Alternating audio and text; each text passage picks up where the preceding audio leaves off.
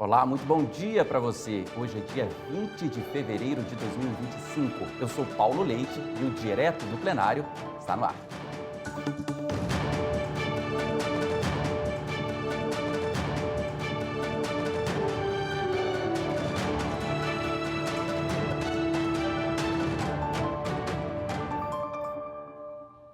Você acompanha a qualquer momento e ao vivo a sessão de hoje no Tribunal Superior Eleitoral. E quem nos explica os processos dessa manhã de julgamentos é a advogada e professora de Direito Eleitoral, Caroline Lacerda. Tudo bem, doutora Caroline? Bem-vinda. Obrigada, Paulo. Bom dia a todos. É um prazer estar aqui. Que bom. Vamos para a pauta? Vamos para a pauta.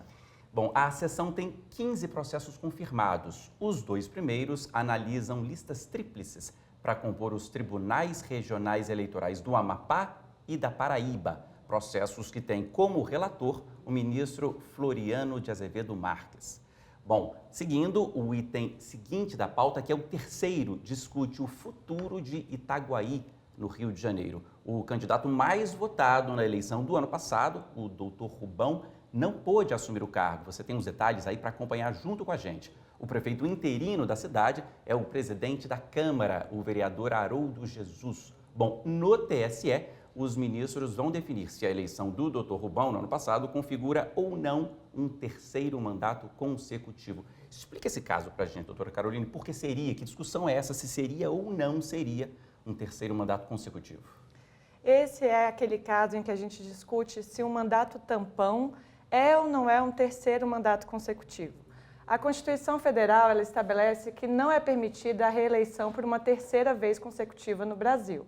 Acontece que, nesse caso específico, o candidato assumiu a prefeitura quando houve o afastamento do prefeito e do vice-prefeito anteriores. E aí, logo na sequência, ele foi eleito democraticamente e agora o que ele pleiteia é a sua reeleição. Então, a discussão que se dá nesse caso é se aquele primeiro mandato tampão é considerado ou não um mandato eletivo. Porque se for considerado, ele está tendo um terceiro mandato consecutivo e isso é vedado pela Constituição. Se aquele primeiro mandato tampão não for considerado um mandato completo, ele poderia se reeleger e poderia assumir o cargo.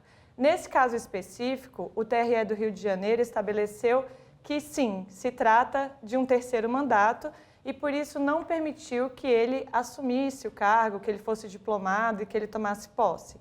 Então, hoje o que o TSE vai decidir é se a decisão permanece dessa forma, se ele fica afastado do cargo, ou se não, se ele vai poder assumir o cargo de prefeito, mesmo tendo assumido o mandato tampão. Eu lembro que no mandato tampão aqui, né, ele assumiu no dia, tampão ou não, né, ele assumiu no dia 7 de julho de 2020, completou esse ano de 2020 e foi reeleito. Seguiu normalmente o mandato dele.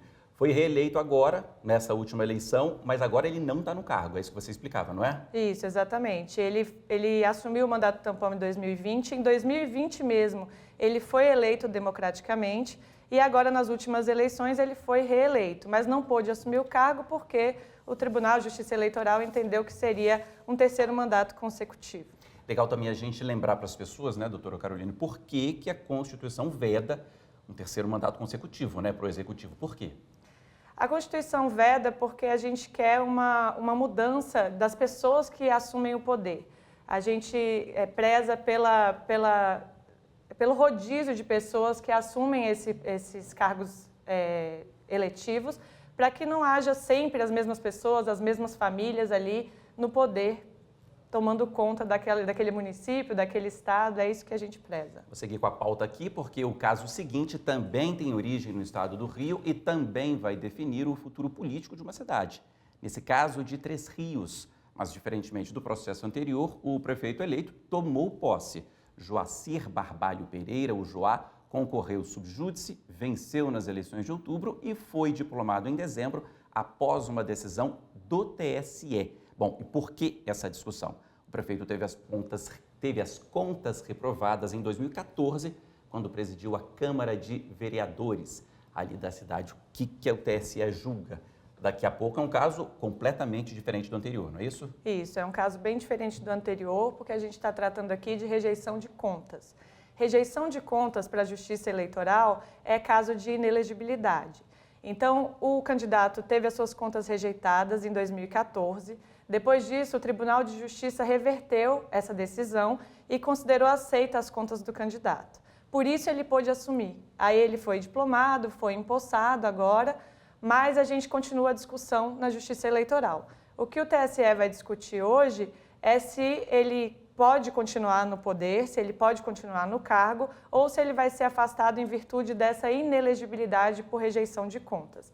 Lembrando que, nesse caso, ele teve a inelegibilidade considerada por uma rejeição de contas que é considerada improbidade administrativa dolosa, que são os únicos casos que levam à inelegibilidade por rejeição de contas. Como no caso anterior, o julgamento se dá, imagino que de forma parecida, né? Se a pessoa, se o prefeito, né, ganhar, continua no cargo ou assume o cargo, no caso anterior que não está no mandato, se não, novas eleições são convocadas? Esse é o outro cenário possível? Isso, se ele ganhar o recurso, ele continua no cargo e se por acaso o TSE reverter a decisão, ele vai ser afastado do cargo e novas eleições serão marcadas pela Justiça Eleitoral. Lembrando que esse caso e o caso anterior, os dois são da relatoria do ministro André Mendonça. Bom, vou seguir aqui com a pauta porque a gente muda de estado e volta a explicar um caso do ministro Floriano de Azevedo Marques agora. É o item 5 da pauta de hoje. Caso que tem origem em Morpará, na Bahia, e que coloca frente a frente o Bartolomeu Paes Landim, o Berto da Colônia e a Federação Brasil da Esperança. Um recurso sobre inelegibilidade fruto de desincompatibilização. Eu queria começar, doutora Carolina, explicando para a gente o que é essa palavra difícil, a desincompatibilização, e por que ela é tão importante. Desincompatibilização é a necessidade que o servidor público tem de sair do cargo público para poder se candidatar. A nossa legislação estabelece que todo servidor público precisa se afastar do cargo público para poder ser candidato nas eleições. Isso por quê?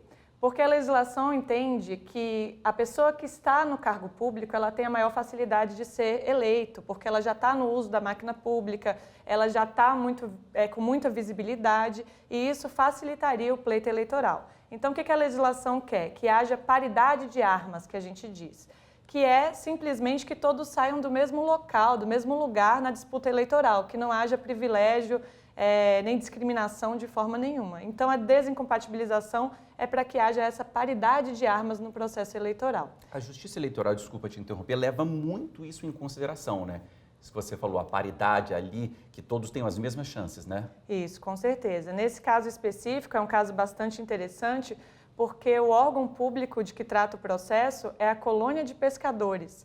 Então, a Justiça Eleitoral considerou que a Colônia de Pescadores é um órgão público que recebe dinheiro público e que, por isso, deveria ter havido a desincompatibilização do candidato. Ele deveria ter saído desse cargo de direção da Colônia de Pescadores para poder se candidatar. E como não houve essa desincompatibilização, o processo versa sobre isso, se houve ou não ilegalidade aí, que gera essa inelegibilidade que a gente estava falando já anteriormente e nesse caso também. E nesse caso ele deveria ter saído com quanto tempo de antecipação? Existem prazos diferentes para determinados cargos, mas nesse caso de diretor da Colônia de Pescadores, ele deveria ter saído com 6 meses de antecedência. E esse prazo, como eu disse, varia dependendo do cargo que a pessoa ocupa. Agora, um caso como esse, doutora Carolina, ele não foi eleito, a eleição já passou, foi em outubro do ano passado, mas serve de exemplo? A gente acaba criando ali a jurisprudência. O que isso serve de lição para as próximas eleições? Isso, a Justiça Eleitoral ela não julga apenas os casos daqueles que foram eleitos, né? Ela continua julgando casos mesmo daqueles que não foram eleitos, porque o que a Justiça quer é parametrizar as regras do jogo. Então, a gente continua tendo essas discussões, esses debates eleitorais, para que nas próximas eleições haja segurança jurídica, para que os candidatos que vão participar eles já entendam quais são as regras do jogo, como o tribunal entende a desincompatibilização, a inelegibilidade, para que haja segurança jurídica, para que todos os candidatos saibam quais são as regras que eles vão encontrar no processo democrático. Então, é importante que o tribunal continue o julgamento dos vencedores e dos não vencedores no processo eleitoral. Ok, bom, de Ananindeua, no Pará, o caso que chega ao TSE envolve propaganda política. É um agravo em recurso especial eleitoral do prefeito da cidade, o Daniel Barbosa Santos, mais conhecido como Doutor Daniel, contra Antônio Leocádio dos Santos, o Antônio Doido, que ficou em segundo lugar na disputa do ano passado. O julgamento que vai definir se houve ou não elementos que ultrapassem os limites da liberdade de expressão, resultando em mentiras e ofensas. O que o prefeito alega, o que a outra parte alega, que julgamento é esse, doutora Caroline? Esse é um caso que trata desse tema tão importante, né, que são as fake news e a liberdade de expressão. Então, a gente tem um caso de propaganda eleitoral negativa, que é quando um candidato fala mal do outro candidato. E aí a discussão que se trava nesse processo é se esse falar mal do outro candidato é capaz de ofender subjetivamente a honra desse candidato ou se é apenas a liberdade de expressão. Então, o que a defesa alega nesse processo é que os fatos narrados, os fatos ditos pelo candidato, eles eram públicos e notórios, que a mídia já tinha noticiado e que isso faz parte da liberdade de expressão.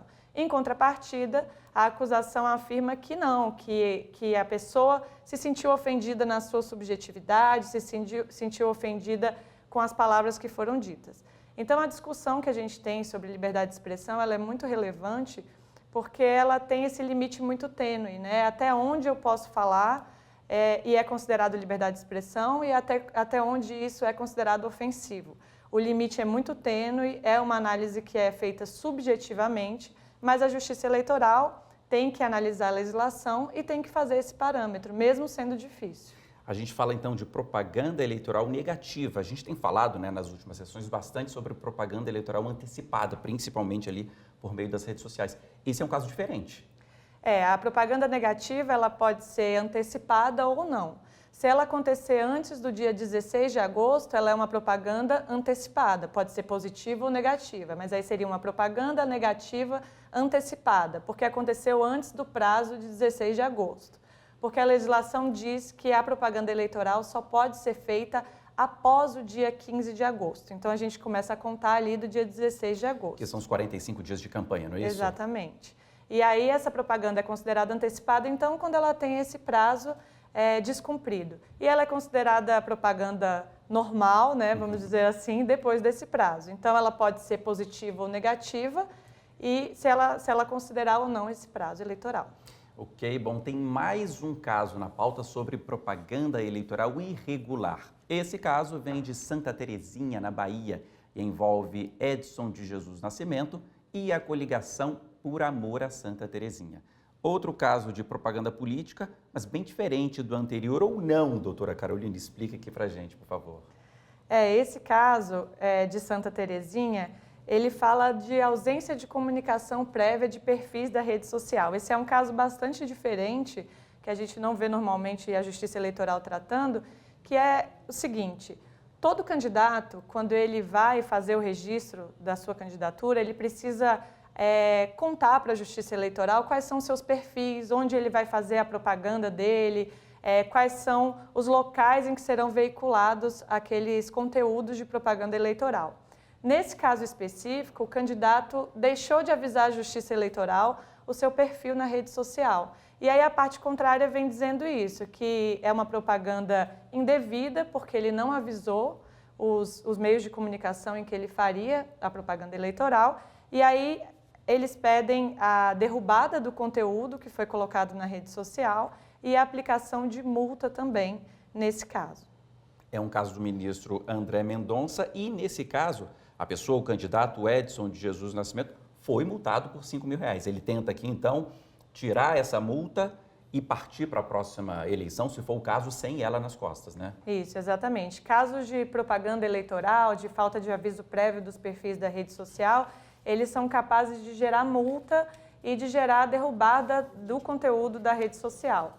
Então, o que a gente vê nesse processo é a tentativa de reverter essa situação, de retirar essa multa que já foi considerada anteriormente e de fazer o conteúdo voltar para a rede social. Hoje em dia a gente sabe que as candidaturas são muito pautadas na rede social, né, na internet, e os candidatos têm muita preocupação de tirar o seu conteúdo da rede social. Eles querem muito que permaneça, porque é o local em que ele fala mesmo com os eleitores, né?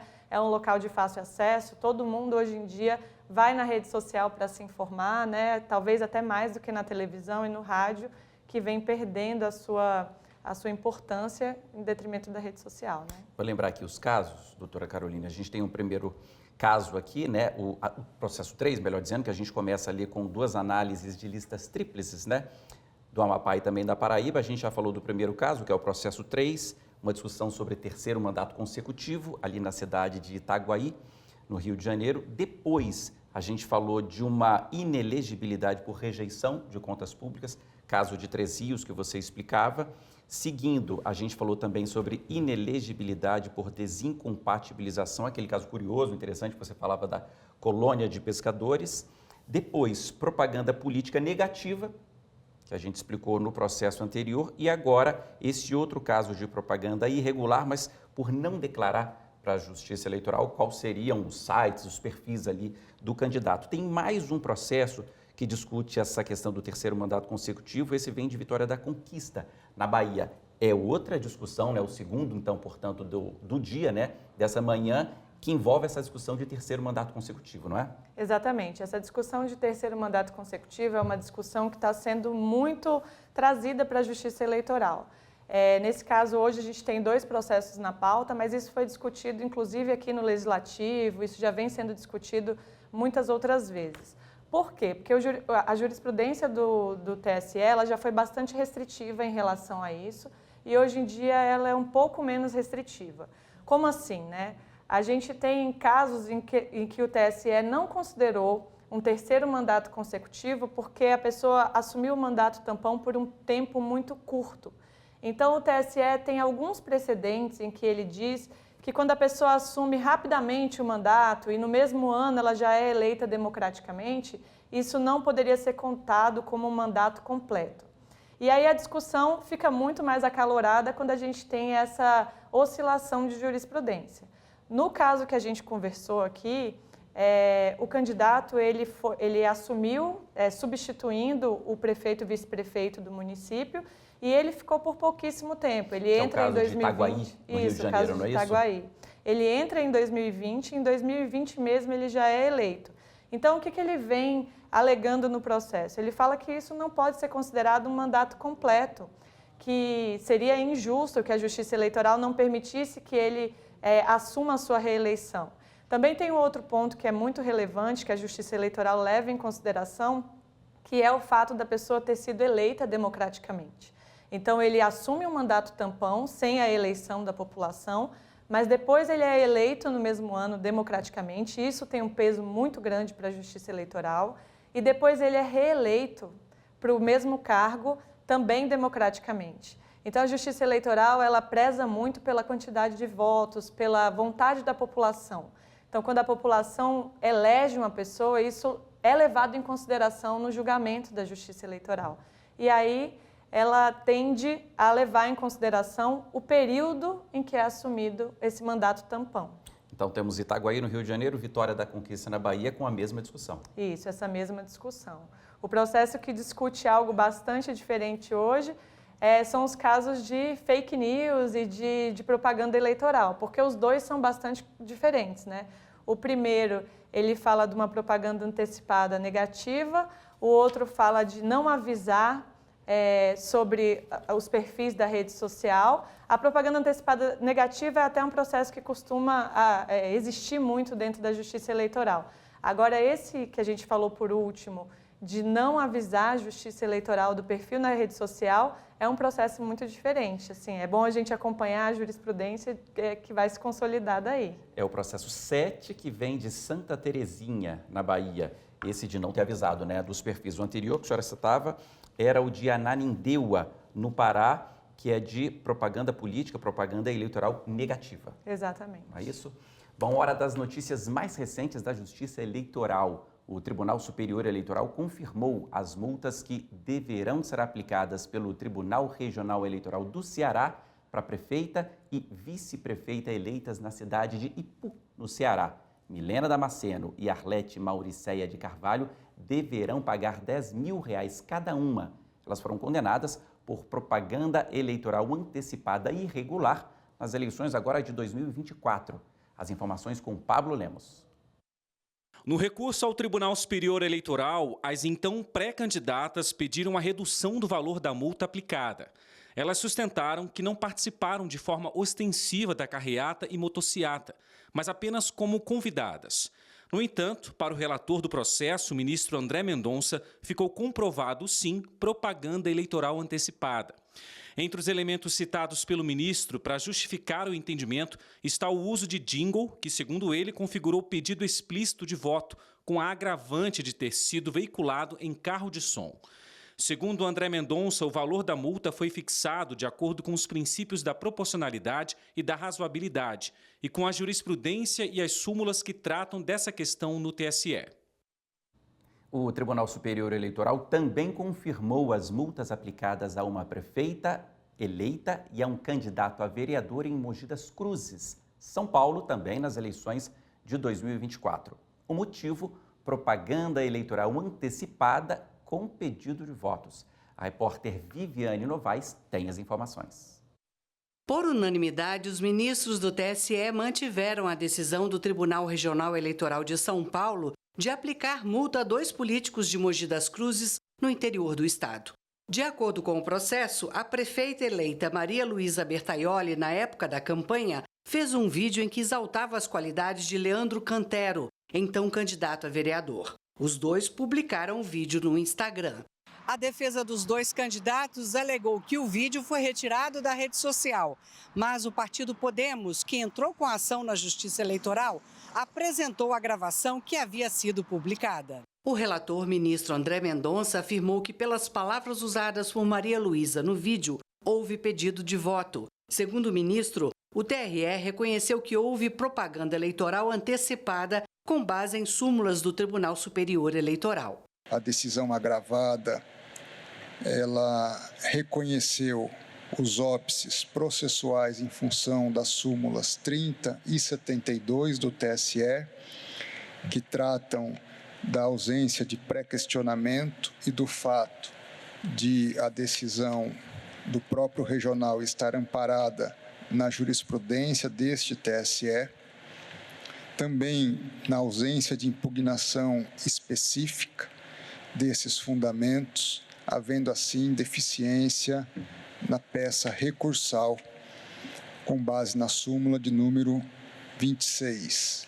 A prefeita eleita e o candidato a vereador de Mogi das Cruzes receberam multa de R$ 5.000 cada um. Bom, é a confirmação dessa multa, portanto, por propaganda eleitoral antecipada, doutora Caroline, com pedido de votos. A gente tem falado muito sobre propaganda antecipada ou sobre propaganda irregular, né? Nessa retomada aqui de 2025. Nesse caso, propaganda eleitoral antecipada com pedido de votos. E entra uma dúvida que eu tenho.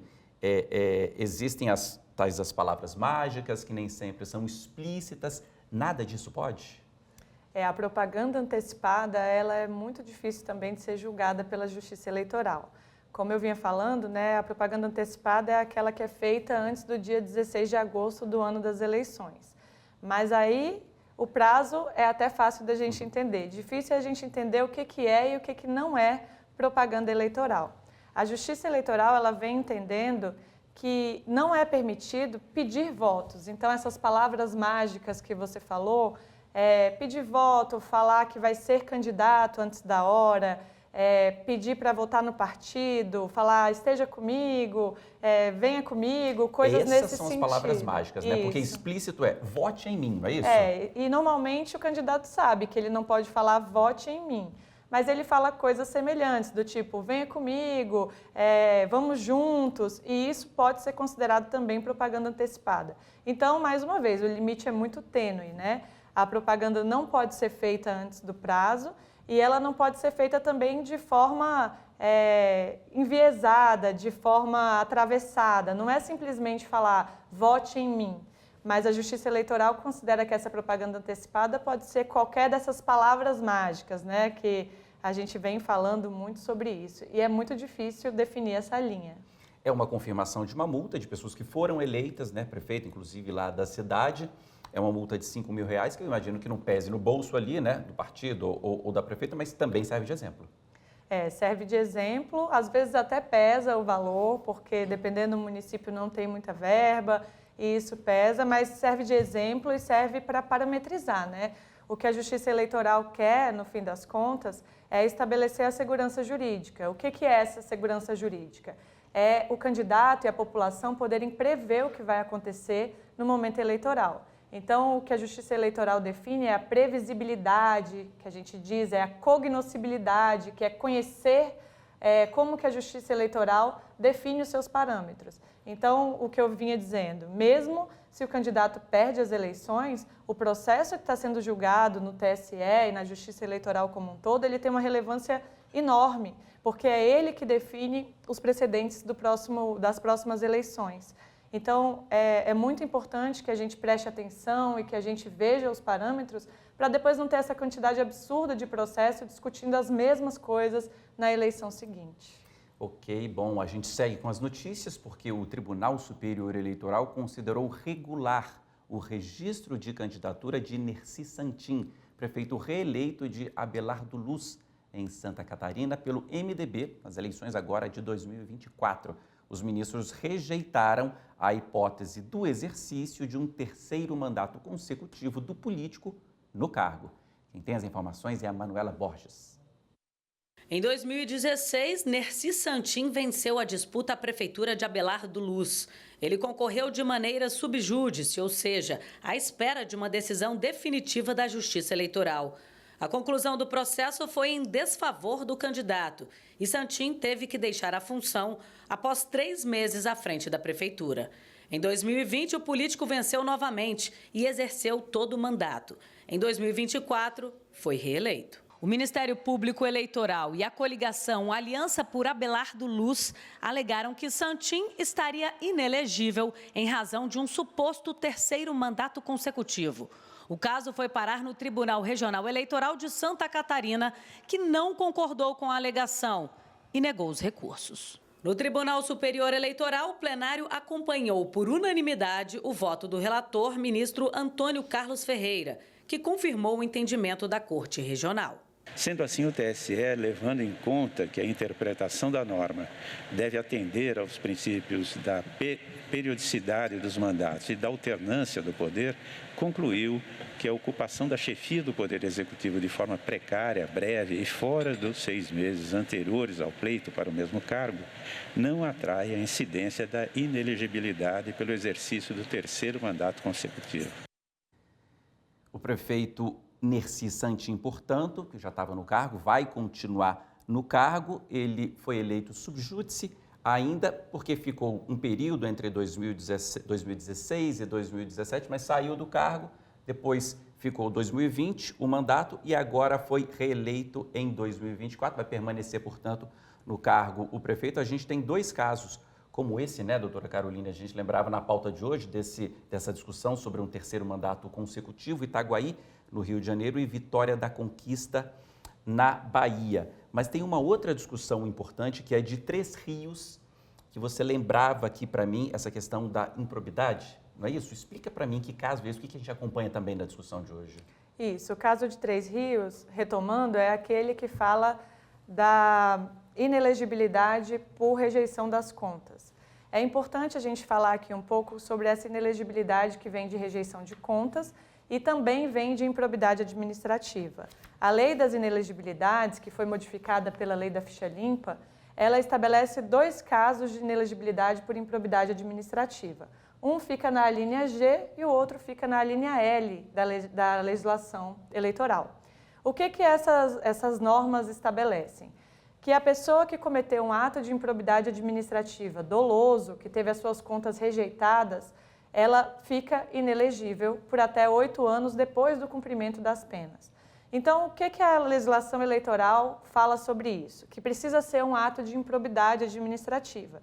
E a Justiça Eleitoral já definiu que, para ser considerado ato de improbidade administrativa, é necessária a presença de alguns requisitos, que são dano ao erário e enriquecimento ilícito, e, além disso, precisa ter o dolo também. Então, para configurar a improbidade administrativa não é algo assim tão fácil. Precisa que fique caracterizado que teve dano ao erário. O que é dano ao erário? É algum dano ao patrimônio público, ao dinheiro público. e enriquecimento ilícito, concomitantes. Então, a pessoa, além de ter causado um dano ao patrimônio público, ela tem que ter se enriquecido com isso. Houve uma discussão há um tempo atrás no TSE se eram necessários esses dois requisitos concomitantemente. E o TSE decidiu que sim, que precisa ter o dano ao erário e o enriquecimento ilícito. Além disso, precisa ter também o dolo, que é a intenção de cometer aquele ato. Hoje, com a reforma da Lei de Improbidade Administrativa, a gente já discute se esse dolo é um dolo genérico ou se é um dolo específico. Qual seria a diferença disso, né? A lei mudou para ser um pouco mais restritiva na punição, para não permitir a punição como ela permitia anteriormente. E a gente faz essa discussão se precisa ser simplesmente um dolo, a intenção de fazer aquilo, ou se precisa ser o dolo específico, a intenção de fazer aquilo para macular o patrimônio público, a consciência do que está fazendo, do mal que está fazendo para a sociedade. Então, a gente tem que juntar as duas leis nesse caso. É a lei da inelegibilidade, que ela foi modificada pela lei da ficha limpa, a população conhece muito como lei da ficha limpa, e juntar também com a lei de improbidade administrativa, que foi modificada recentemente, em 2021, e a gente tem que fazer uma análise conjugada dessa legislação para conseguir chegar na solução eleitoral mais adequada. É bem complicadinho, né? São as explicações aqui da professora Caroline Lacerda, lembrando que esse caso, né, é o processo 4 da pauta de hoje, que a gente acompanha daqui a pouquinho ao vivo, direto do Tribunal Superior Eleitoral, caso que tem origem na cidade de Três Rios, no Rio de Janeiro. Vamos voltar para as notícias, porque uma candidata a vereadora em Munhoz de Melo, no Paraná, deve pagar multa por uso de inteligência artificial para fraude processual. Rimac Souto tem os detalhes.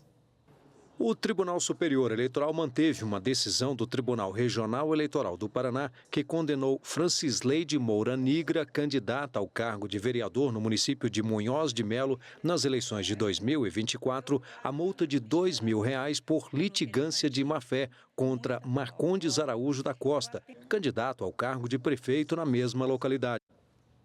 Bom, a gente interrompe a reportagem para ir direto ao plenário do Tribunal Superior Eleitoral. A gente veio o ministro Cássio, que vai comandar a sessão de hoje. Vamos ao vivo até lá, portanto, acompanhar a sessão de hoje do Tribunal Superior Eleitoral.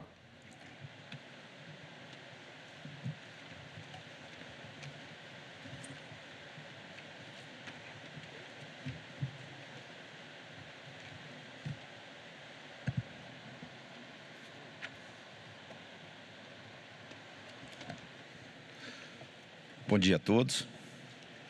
Declaro aberta a sessão desta quinta-feira, 20 de fevereiro de 2025, do Tribunal Superior Eleitoral. Cumprimento integrantes dessa corte, ministro André Mendonça, vice-presidente em exercício, corregedora-geral da Justiça Eleitoral, ministra Isabel Galotti, ministro Antônio Carlos Ferreira, ministro Floriano de Azevedo Marques, ministro Ramos Tavares, vice-procurador-geral eleitoral, doutor Alexandre Espinosa. Cumprimento o diretor-geral da Secretaria, doutor Miguel, e apregou para julgamento, dando início à sessão administrativa, lista tríplice 0600-208-05, Macapá. Amapá, relator ministro Floriano de Azevedo Marques. Interessado, Tribunal Regional Eleitoral do Amapá. Advogados indicados, Paola Julien Oliveira dos Santos, Sandra Regina Martins Maciel Alcântara, Helder José Freitas de Lima Ferreira. Apenas circunstanciando, é uma lista tríplice encaminhada pelo Tribunal Regional Eleitoral do Amapá para o provimento da vaga de juiz titular da classe de advogado. Essa é a primeira vez que o processo é trazido ao plenário. Passo a palavra ao ministro Floriano de Azevedo Marques. Excelentíssimo senhor presidente, vice-presidente no exercício da presidência, ministro Cássio Nunes Marques, em nome de quem cumprimento os demais ministros e a ministra corregedora, senhor diretor-geral, senhores advogados, senhoras advogadas, como apregoado, esta é uma lista tríplice do Tribunal Regional Eleitoral do Amapá, que decorre do término do primeiro biênio da doutora Paola Julien Oliveira Santos, ocorrido em 4 de outubro de 24, e essa lista é composta, além da doutora Paola Julien, da doutora Sandra Regina Martins Maciel Alcântara e doutor Helder José Freitas de Lima Ferreira. A assessoria consultiva atesta que todos os advogados preencheram os requisitos objetivos descritos na resolução TSE 23517 e verifico que, a partir da documentação apresentada e do que consta do parecer técnico, o processo judicial em relação a indicada Sandra Regina Martins Maciel Alcântara, este processo judicial na qual ela figura como parte, cuida de uma ação de inventário já arquivada, o que obviamente não macula a sua idoneidade moral exigida para o cargo. Dessa arte, não havendo nenhum apontamento em relação aos demais candidatos inseridos na lista, estão atendidos todos os requisitos legais e inexistem óbices pessoais ou impugnação, devendo a lista ser encaminhada ao Poder Executivo. É como voto. Alguma divergência em relação ao voto lançado pelo relator? Proclamo o resultado. O tribunal, por unanimidade, determinou o encaminhamento da lista tríplice ao presidente da República para nomeação nos termos do voto do relator.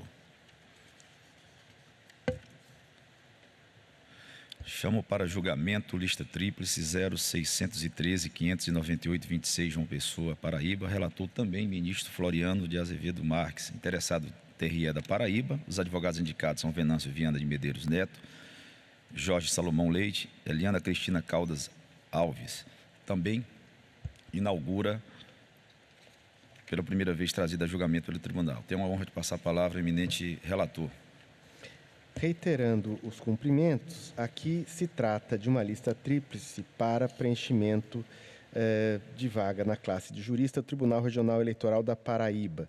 Esta vaga decorre do término do primeiro biênio do senhor Saulo Medeiros da Costa Silva, que ocorreu em 18 de agosto de 24.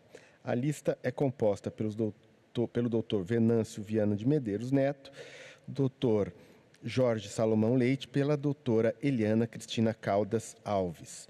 Conforme a manifestação da assessoria consultiva, os advogados preenchem, todos eles, e a advogada também, satisfatoriamente os requisitos objetivos descritos na resolução TSE 23517, ressalvando apenas a necessidade do exame sobre a existência de processos judiciais em relação ao Dr. Jorge Salomão Leite, haja vista que, com relação aos dois outros indicados, não constam apontamentos.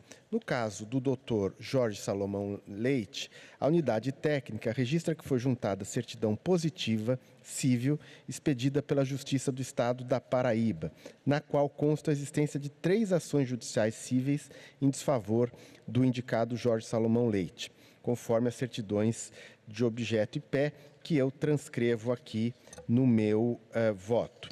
A despeito de não ter prestado qualquer esclarecimento adicional a respeito das sobreditas ações judiciais que tramitam em seu desfavor, o advogado indicado, Jorge Salomão Leite, pugnou pela manutenção de seu nome na presente lista tríplice por observância da coerência horizontal no âmbito das decisões judiciais, alegando que, na época em que compôs outra lista tríplice anterior, sua situação era análoga e seu nome foi mantido na referida lista tríplice.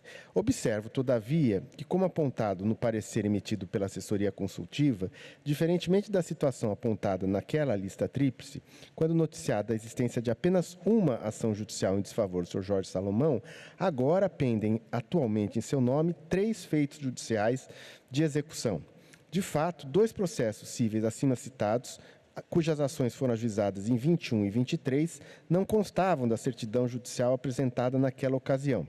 De todo modo, quanto ao fato do advogado indicado ter integrado lista tríplice anterior, cumpre assinalar que não há direito adquirido a compor lista tríplice, razão pela qual os pressupostos de ordem constitucional e legal devem ser mais uma vez analisados a cada nova indicação, como decidido, e cito aqui um precedente do ministro Luiz Felipe Salomão. Na espécie, entende que os processos judiciais que tramitam em desfavor do indicado maculam a idoneidade moral mínima exigida para o exercício do cargo nos termos da Constituição da República. Haja vista que, a partir dos esclarecimentos constantes nas certidões juntadas aos autos, há um reiterado comportamento de se esquivar do cumprimento das decisões condenatórias. Observo que, de acordo com o entendimento jurisprudencial desse tribunal, o fato do indicado em lista tríplice figurar como parte em processo judicial, por si só, não macula a idoneidade moral exigida nos termos da Constituição Federal. Porém, a jurisprudência deste tribunal sinaliza de modo firme a existência de motivo impeditivo à permanência da lista tríplice nos casos em que: 1. Há expressiva quantidade de processos em desfavor da pessoa indicada, ou quando é elevado o montante dos débitos. 2. Os processos em andamento se referem a fatos de natureza grave. 3. A execução fiscal em tramitação, pois a ausência de pagamento ou parcelamento da dívida revela negligência na observância das obrigações legais. Ante o exposto, verifico que o advogado indicado foi condenado em 3 processos e encontra-se, no momento, submetido à execução de sentenças para os quais não houve efeito suspensivo. Ressalto que, embora as dívidas cíveis não sejam a priori suficientes para macular a idoneidade moral, no caso em análise, percebe-se que há claro desrespeito ao Poder Judiciário, uma vez que os processos de execução de sentença não identificam patrimônio em nome do advogado indicado e não houve enfrentamento real das condenações, porquanto o advogado se esquiva do cumprimento das execuções de sentença com teses relacionadas apenas à ausência de patrimônio e de desconsideração da personalidade jurídica. Ante o exposto, concluo no sentido de retorno dos autos à origem para que o Tribunal Regional Eleitoral da Paraíba proceda à substituição do Dr. Jorge Salomão Leite, mantidas as demais indicações. É como voto. Alguma divergência? Bom, sem divergência, apenas aproveitando esse caso, primeiro justificar a ausência da ministra Carmen Lúcia, né? Mais do que justificada a ausência de Sua Excelência, e lembrando da luta que Sua Excelência tem travado em relação a alertar os tribunais de justiça do Brasil que, em que pese termos o maior quadro de advogados do planeta, estamos nos deparando com algumas indicações que não nos agrada fazer essas devoluções de lista, mas esperamos que tenha um efeito profilático para que os nossos desembargadores no Brasil reflitam melhor e escolham, dentre um enorme quadro que existe no Brasil, pessoas que possam dignificar a nossa justiça eleitoral. Proclamo o resultado. O Tribunal, por unanimidade, determinou a devolução da presente lista tríplice ao Tribunal Regional Eleitoral da Paraíba para a substituição do indicado Jorge Salomão Leite, mantidas as demais indicações nos termos do voto do relator. Agradeço a participação do diretor-geral da Secretaria, Dr. Miguel Piazzi. Declaro encerrada a sessão administrativa e aberta a sessão jurisdicional. Convido o senhor secretário João Paulo Oliveira para tomar assento no plenário e solicito que proceda a leitura da ata da sessão anterior. Ata da sessão ordinária jurisdicional do Tribunal Superior Eleitoral, realizada em 18 de fevereiro de 2025. Presidência da senhora ministra Carmen Lúcia, presentes à sessão os senhores ministros Nunes Marques, André Mendonça, Isabel Galotti, Antônio Carlos Ferreira, Floriano de Azevedo Marques e André Ramos Tavares. Vice-procurador-geral eleitoral, Dr. Alexandre Espinosa Bravo Barbosa. Às 19h12 foi aberta a sessão, sendo lida e aprovada a ata da sessão anterior. Foram julgados 14 processos e a sessão foi encerrada às 19h55. Indago se há alguma ressalva ou observação quanto ao conteúdo da ata que acabou de ser lida. Bom, sem ressalva, declaro aprovada. Comunico inicialmente o adiamento da pauta jurisdicional dos itens 1, 2, 3 e 4, além do item 8 da lista, número 1 do ministro André Mendonça. São agravo regimental no recurso especial eleitoral, número 0600, 379,88, Itaguaí, Rio de Janeiro, de relatoria do ministro André Mendonça. Agravo regimental no recurso especial eleitoral 0600 15285 Três Rios, Rio de Janeiro, de relatoria do ministro André Mendonça. Agravo regimental no recurso especial eleitoral 0600 09815 de Morpará, Bahia, de relatoria do ministro Floriano de Azevedo Marques, com vista ao ministro Antônio Carlos Ferreira. Agravo regimental no recurso especial número 0600 26458 Vitória da Conquista, Bahia, de relatoria do ministro André Ramos Tavares. E, por fim, agravo regimental no recurso especial eleitoral 0600 25468 Bragança Paulista, São Paulo. Chamo a julgamento as duas listas desta pauta que foram afixadas no quadro ao lado da entrada do plenário e cujos processos foram previamente divulgados através da internet. Lista número 1 de relatoria do ministro André Mendonça, com 3 processos, nos quais Sua Excelência nega provimento aos agravos internos. Consulto os eminentes pares se há alguma divergência em relação ao voto lançado pelo ministro André Mendonça. Bom, não havendo divergência, proclamo o resultado. O tribunal, por unanimidade, negou o provimento aos agravos internos nos termos do voto do relator.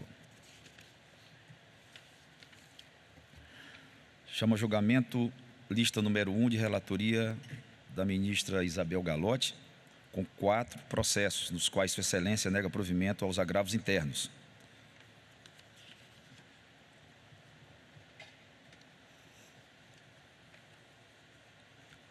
Agravo regimental no recurso especial eleitoral 0685-94, Guaraqueçaba, Paraná. Agravo regimental no recurso especial eleitoral 0600-025-74, Fonte Boa, Amazonas. Agravo regimental no recurso especial eleitoral 0600-005-85, Piabiru, Paraná. E agravo regimental no agravo em recurso especial eleitoral 0603-020-28, Curitiba, Paraná. Consulto os eminentes pares se há alguma divergência em relação ao voto da ministra Isabel Galotti. Sem divergência, proclamo o resultado. O tribunal, por unanimidade, negou provimento aos agravos internos nos termos do voto da relatora. Indago se há alguma observação, o processo em mesa. Bom, não havendo nenhum processo a ser julgado e nenhuma urgência posta pelos senhores ministros, agradeço a presença de todos, desejando um ótimo dia de trabalho e declaro encerrada a sessão.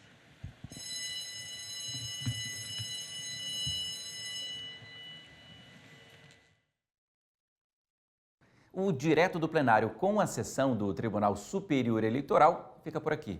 Muito obrigado pela sua companhia e até a próxima sessão.